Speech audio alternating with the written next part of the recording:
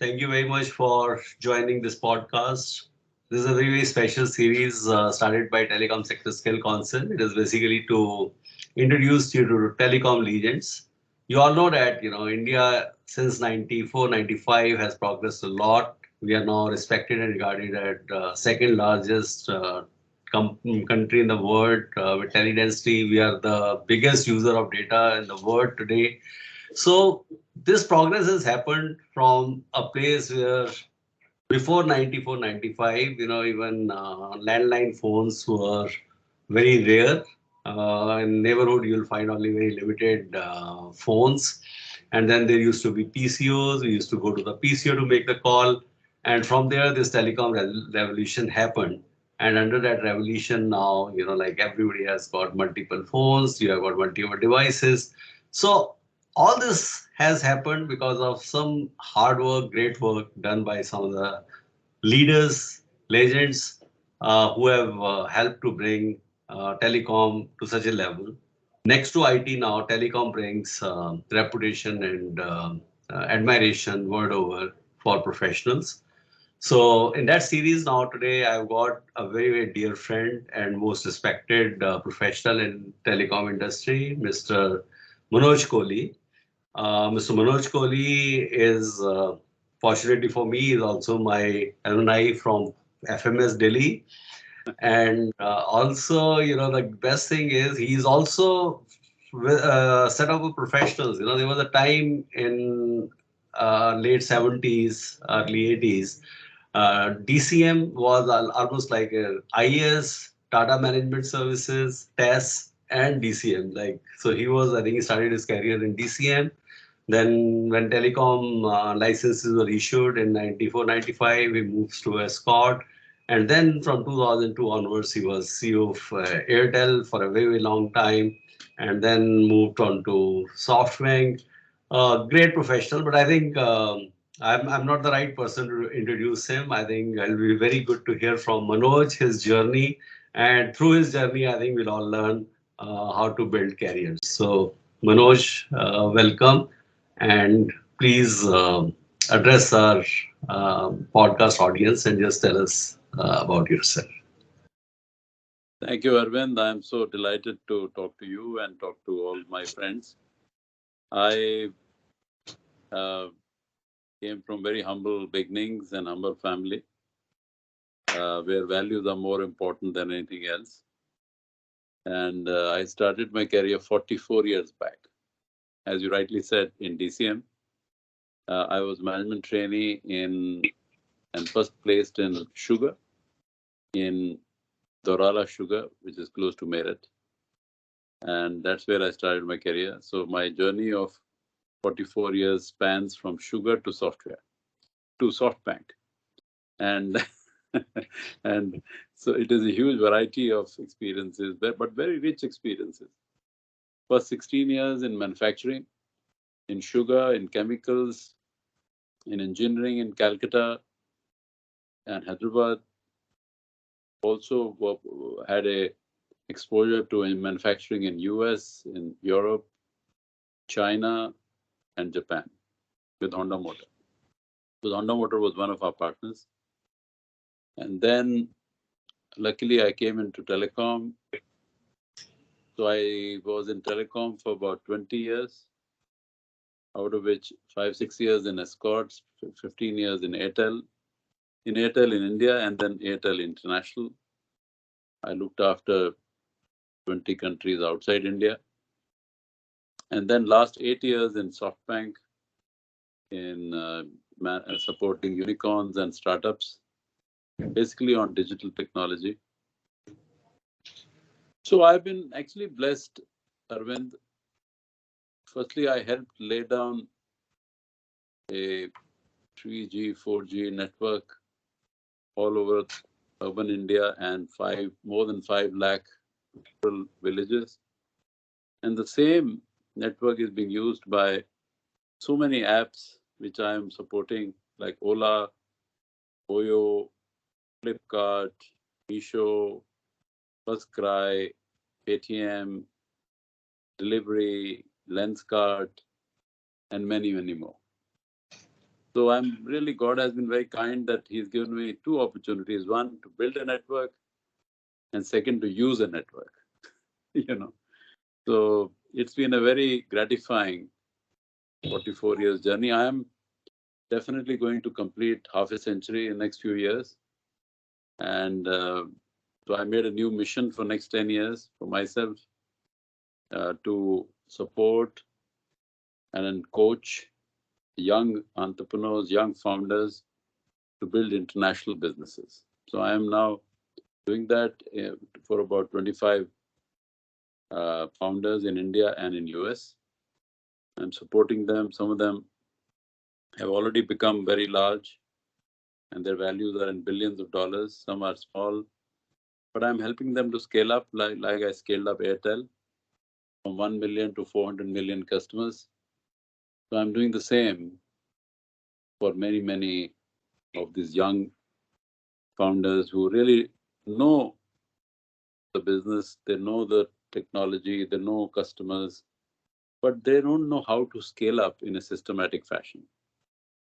So that is what I'm busy in now, Arvind. That is superb. In telecom sector skill council, we actually, when we started, it was basically for school dropout and college dropout youth. Then, we started looking at engineers and even postgraduates, wherever, we can bring short-term courses to upskill youth so that, they are readily employable. So in the same journey, even startups, like there are a lot of youth, college pass outs today, they want to have their own startups. So I think we are very fortunate today that we are having you here, and a lot of our audience will be very happy to hear from you. So today I think I'll focus my discussion with you more on digital side, telecom, IT, ICT as we call it, startup opportunities, and what are your guidance to the youth on that? Absolutely. That's a very, very good theme for future. So, like when students are studying, like they all have today dream. Even in my organization, when I talk to youth, or even when I'm able to talk to a lot of my nephews, nieces, most of them have a desire to have their own business. They want to have their own startups and all that. So, what are the qualities, or what are the as we call it, DNA you should see in yourself to be a successful entrepreneur in today's time and for future?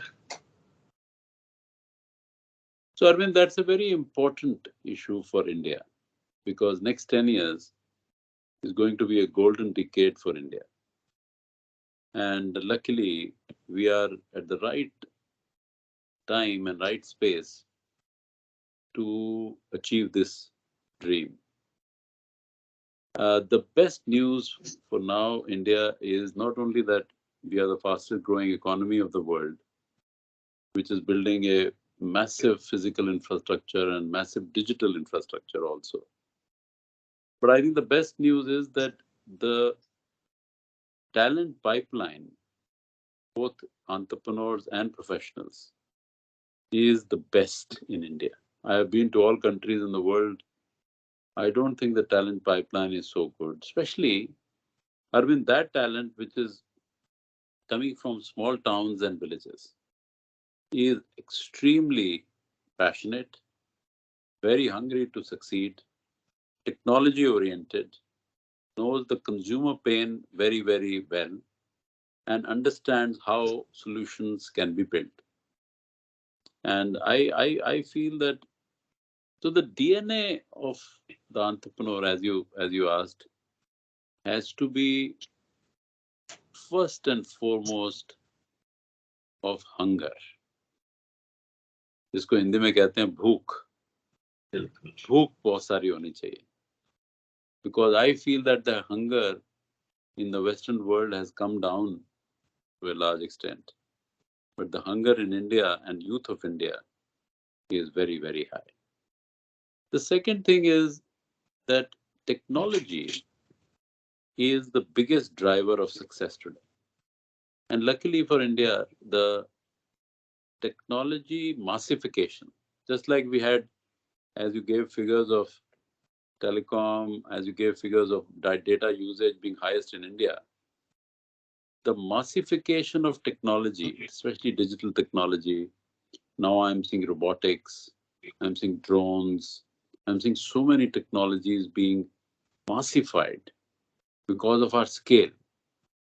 And look at UPI, look at ONDC, the IT stack of India. It's fantastic. Look at what we did with COVID.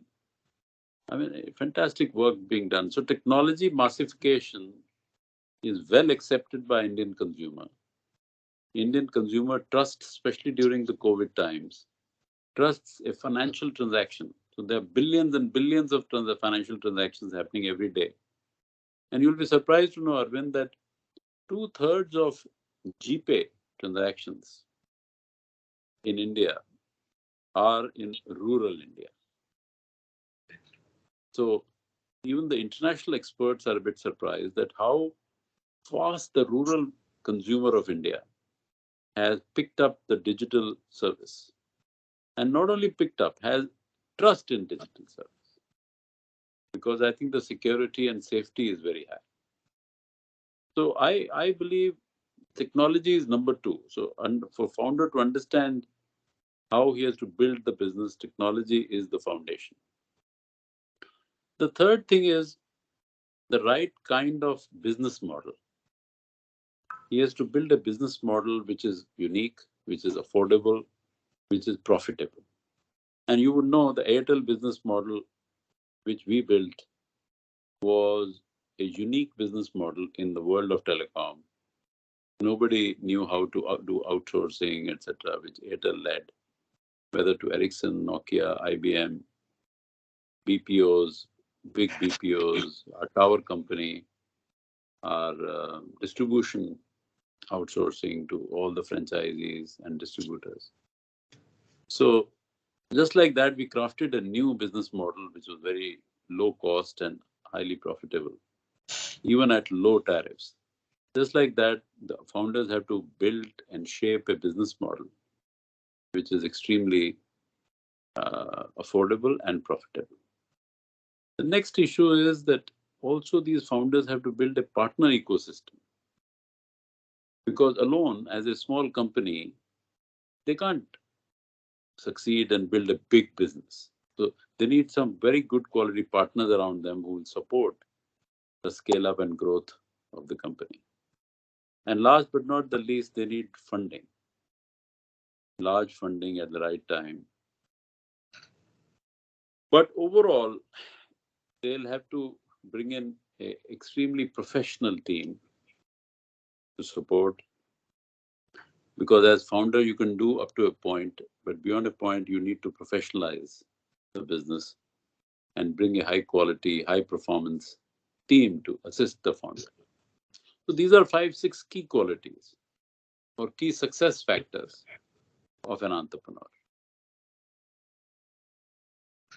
Yeah, I think you said something which is also very, very close to my heart. I feel that with all the digitalization and e-learning and all this banking and everything going to the tier 3, tier 4 towns, I think things will be very different. And I think youth from those locations will create miracles. I think the way they will do, because one, hunger is one part. Secondly, they're still quite close to their roots and still have a very big desire to succeed and all that, which at times in metros, because I don't want to use this word, but sometimes they get spoiled, with so much of things happening around and also getting totally satisfaction.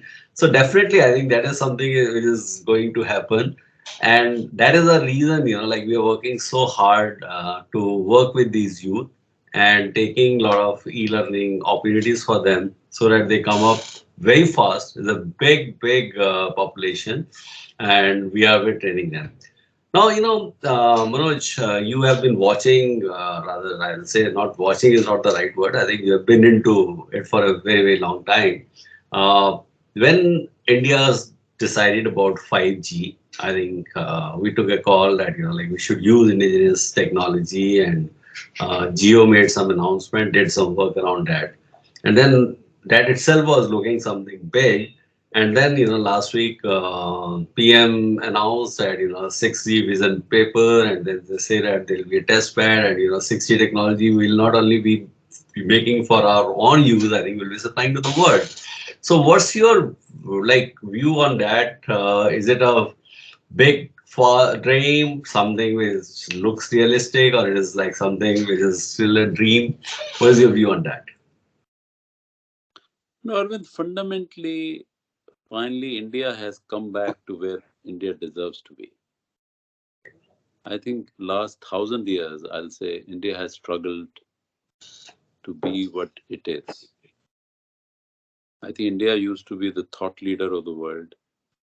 India used to have nearly 35%, 34, 35% of GDP of the world. Even after when British came, India was about 25% of GDP of the world. So India actually over the last 1,000 years has lost a lot.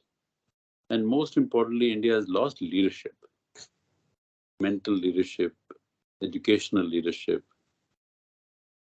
thought leadership, income and GDP leadership. Now, for the first time, India is trying to gain all that back. Now, because we have slipped a lot, we have slipped down to 3% of the world, we have to work much harder, get it back.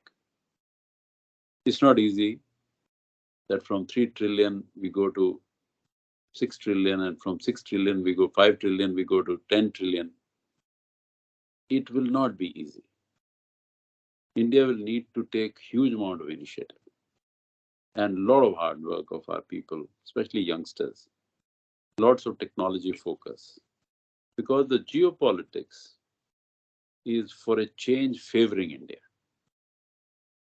And this hasn't happened, at least in your lifetime and my lifetime. This is happening for the first time, and that's why the message I want to give to youth who are listening to this, that you are very lucky to be born at this time when India is on an upswing. So the Honorable Prime Minister, what he has done with 6G is a very symbolic thing. He's doing a lot of symbolic things. For example, G20 leadership is a symbolic thing. So many profound, truly profound initiatives he's taking to get India back to where it was 1,000 years back. Now, we may take maybe 50 years to get back or 100 years to get back. I don't know how many years, but I think there has to be determination to get back. 6G is an example that Indian youth is so technology oriented. Indian scientists are so technology oriented. And not only normal technology, but frugal technology. Technology for masses, not technology for classes. So India should be emerging as the global leader, at least in global south. There are 150 countries of global south who want to follow India. The rich countries of the world may take time to understand this shift to follow India. But I think global south is ready to follow India. So Prime Minister Modi has initiated the 6G deep dive at the right time. Not only we should do it for ourselves, we should do it for entire global south. And of course, I'm sure there are a few nations in the north, which means OECD countries. They will also take India's help. And this is symbolic, so it doesn't limit itself to 6G. I'm sure there'll be many more initiatives like this, because we have to move from being late. Like 2G came, we came late. 3G came, we were late. 4G came, we were late. 5G came, we were late. Right. So not only we have to be on time, but we have to be before time. Right. And I think Honorable Prime Minister is taking us to before time through 6G. So, Manoj, you have worked extensively abroad. I think you have guided many people internationally, and I think your exposure with international markets have been simply superb. So, we at Telecom Sector Scale Council, we are also working in scaling youth for international markets. Actually, as Prime Minister Modi has this vision of India being scale capital of the world. So we are working around that. So in telecom, or especially I'll say telecom and electronics, what is your guidance and advice? What all we should do to make it a success? And what is the guidance to the youth that this is what they should do to be successful world over? The Prime Minister is absolutely right that India should be the skill capital and the biggest supplier of capabilities and skills in the world. Not because we don't need people in this country. I think we need huge amount of talent in this own country for our own. If we have to grow by 7 to 8% in next 10, 20 years, then I think we need a lot of talent inside the country to help the growth. But the demand for talent outside across the world is also very high. So why not India be the biggest exporter of our talent? And already Indian talent, whether it is US, Canada, UK, Germany, Australia, Singapore, Middle East, Africa, many nations of the world, Indian talent is shining.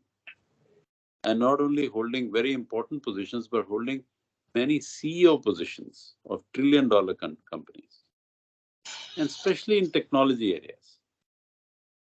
So coming to telecom, I feel that network technology people, uh, BSS people, spectrum analysis, spectrum people, engineers, uh, fantastic quality in India. And they have a global demand. IT, telecom, IT, billing, and all the customer care systems, fantastic talent in India, can work all over the world.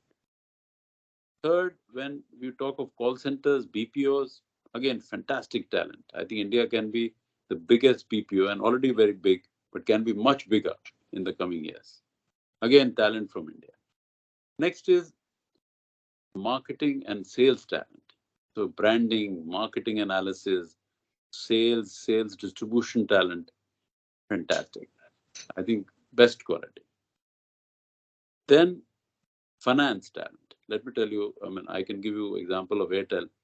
Airtel, whenever I travel all over the world, I meet CFOs who are in big businesses, large corporation CFOs from Airtel. So Right. clearly means that Indian financial talent, finance, accounts talent is also great. So go function by function in telecom. I feel that Indian talent is superior and distinct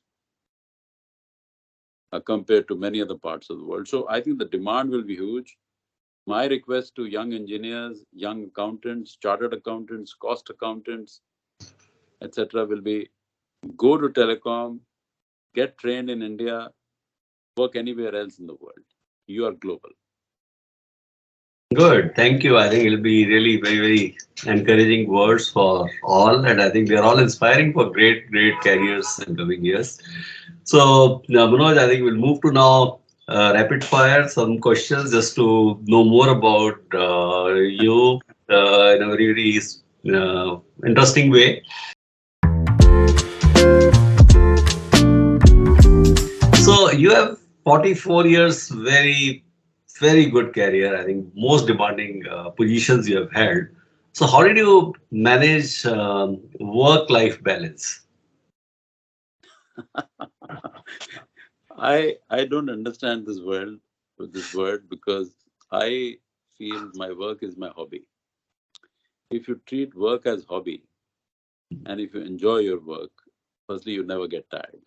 So I never get tired. I work 20 hours a day. I don't get tired. You know, I work so hard, whether in India or in Africa or in wherever I worked, in Japan, in China, in Europe, in US. It's great pleasure. I enjoy so much. I learn every day. Second factor is that I keep myself fit. So I exercise 1 hour a day, every morning. Uh, and at my age, I'm quite young, and I keep fitness. So some of my fitness videos you can see on LinkedIn. Yeah, I saw that. Uh, because I do one fitness video every year after I turn 60. just to prove that if you're 60, it doesn't mean that you're not fit. Right. Third, I eat moderately because I want to maintain the weight. My weight is 75 for the last 40 years. It's the same weight for 40 years. Good. I remain plus minus half a kg because weight management is crucial for efficient life. Last but not the least, I sleep very well. I sleep in 30 seconds of lying down on my bed. And I have deep sleep. I have deep sleep because then I'm fresh in the morning. A lot of people nowadays, there is a sleep crisis. People don't sleep or they see too much of screen, phone screen or TV screen. That really takes them away from good sleep. So sleep is important. And of course, my family has given me immense support during these 44 years. Of course. Uh, they have helped me to work hard and do better in life. So I really am so grateful to my family and friends like you. And friends like you have helped me in every step. So I'm so grateful. Good. And Manoj, what is your favorite book? One book if you would like to recommend. You know, there's so many favorite books, but one book which I read every day is Gita. Oh, I super. read I read I read one chapter a day. And there are 18 chapters, so I read one full Gita in 18 days. Mhm. And I learn so much. There's so much of life and there's so much of business you learn from Gita. And I would urge all young people to read because you will learn so much about business, so much about better life, about relationships, about what to do and what not to do from Gita. But I read a lot, I read so much more because I have a bad habit that I forget yesterday. Ah, I don't remember even yesterday. For example, now I've been out of telecom for some time, so I've forgotten telecom. If somebody says you are a telecom guy, I'll say, no, I'm not a telecom guy. I used to be. But I remember happy memories of the past. So my mind is completely into tomorrow. What are the new technologies coming in? How digital technology is improving? What are the new features of AI, machine learning? What uh, is happening to robotics in various areas? In manufacturing, for example, I've helped Ola electric plant or a Lenskart plant, manufacturing plant, fully automated plants by robotics. Drones, I'm helping a drone company. So there's so much of new technology I'm learning every day because, you know, learning agility is important for young people. But when people cross 50 years of age, unlearning agility is also important. yeah, you're right. So unlearning means that, for example, what I learned 44 years back when I joined Dorala Sugar Works, I mean, was good. It was very good at that time, but now it's irrelevant. Right. So I've forgotten it because it's of no use today to me. So unlearning after the age of 50 is crucial. And there are a lot of people who don't unlearn. And therefore, they slow down the new learning. So you have to have enough space here to create enough space for new learning, new technologies, new ideas, new business models. And that you can create if you unlearn all old, obsolete experiences. Good. So, Manoj, I can guess answer to your next question, but still, I'd like to hear from you. Which one country you like the most for doing business? Now, of course, I like my own country. No, outside country. That's outside India. Yeah. Outside India, I do a lot of business in US because, frankly, US is the most modern country and the speed of responsiveness is very high. Um, and even today, I focus basically on two countries, India and US, in my companies I support. because I believe both these countries have huge, huge potential to grow. So I think here I was wrong. I was assuming you'll say Japan. No, Japan I like. Japan I love because to the point that my wife me a few years back that if Masa is my boss, was my boss in SoftBank, he was the chairman. And if Right. Masa asks you to shift to Tokyo, don't ask me. So she likes, I also like Japan, but to do business, US is far more agile and flexible. Mhm. So one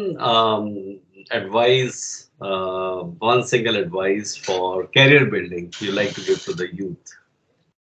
My only advice will be look at long term. Right. Don't look at tactical short term goals because short term goals will not survive.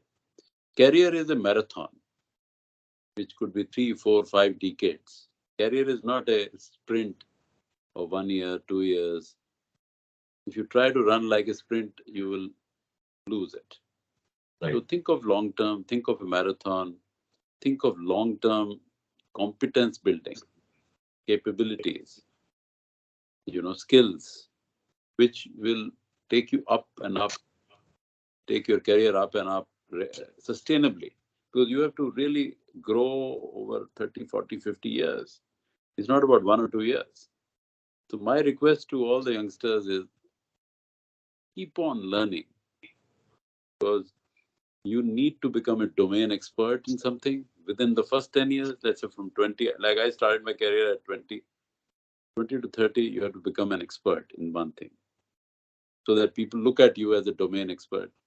After 30, you can still be broad based and you can learn other skills, other functions, so that you can support your core. So your curiosity is very important. Your learning ability is very important uh, for the long term success.